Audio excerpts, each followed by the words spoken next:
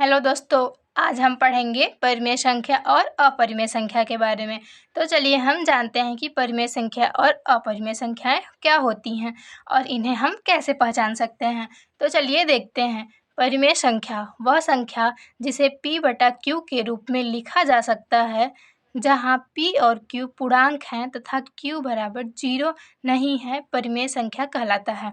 मतलब ऐसी संख्याएं जिन्हें हम अंश और हर के रूप में लिख सकते हैं, जहाँ पे जो हमारा ये p होगा और q होगा वो पूर्णांक होगा और q बराबर 0 नहीं होना चाहिए। ऐसी संख्याएं परिमेय संख्याएं कहलाती हैं। चलिए जैसे देखिए, ये हमारा 3 है। 3 परिमेय संख्या है कि नहीं? तो ये परिमेय संख्या है, क्योंकि इसे हम p/q के रूप में लिख सकते हैं। जैसे इसके नीचे अगर हम 1 लिख दें तो ये 3/1 हो गया, तो ये हमारी परिमेय संख्या के रूप में है। और q बराबर देखिए 0 भी नहीं है, तो ये हमारी परिमेय संख्या है। इसी तरीके से हमारा 5/2 हो गया, ये भी परिमेय संख्या है। देखिए 5 और 2 पूर्णांक भी हैं और q बराबर 0 नहीं है। इसी तरीके से हमारा 3/2 हो गया, ये भी हमारी परिमेय संख्या है, क्योंकि ये दोनों पूर्णांक हैं और q = 0 नहीं है। तो चलिए अब देखते हैं आगे। जैसे कि कोई नंबर ऐसे दी है 0.6666, तो इसको हम ऐसे डॉट डॉट, तो इसको हम लिख सकते हैं 0.6 बार। तो देखिए दशमलव के बाद एक ही संख्या रिपीट हो रही है, तो ऐसी भी संख्याएं परिमेय संख्या होती है। जैसे दशमलव के बाद कोई अंक बार बार रिपीट करते जा रही है, तो ऐसी संख्याएं परिमेय संख्याएं होती हैं। चलिए हम अगला देखते हैं, अपरिमेय संख्याएं। ऐसी संख्याएं जिन्हें p/q के रूप में नहीं लिखा जा सकता है, जहां p और q पूर्णांक नहीं हैं, पूर्णांक हैं तथा q = नॉट 0।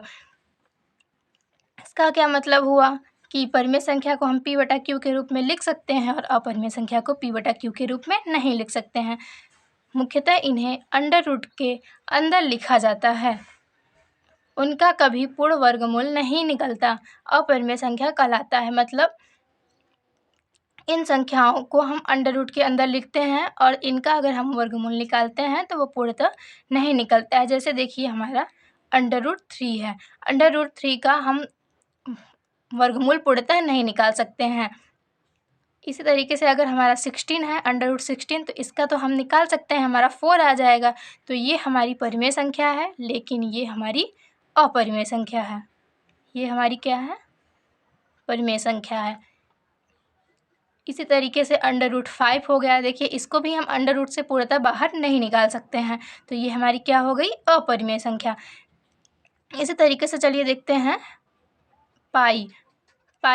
ये अपरिमेय संख्या है। इसकी वैल्यू कितनी होती है? 22/7। जब इसको हम सॉल्व करते हैं, यानी कि हम इसको डिवाइड करते हैं, तो कितना आता है हमारा? 3.142857 इसी तरीके से आता है। तो देखिए यहाँ पे नंबर हमारी रिपीट नहीं कर रही है दशमलव के बाद।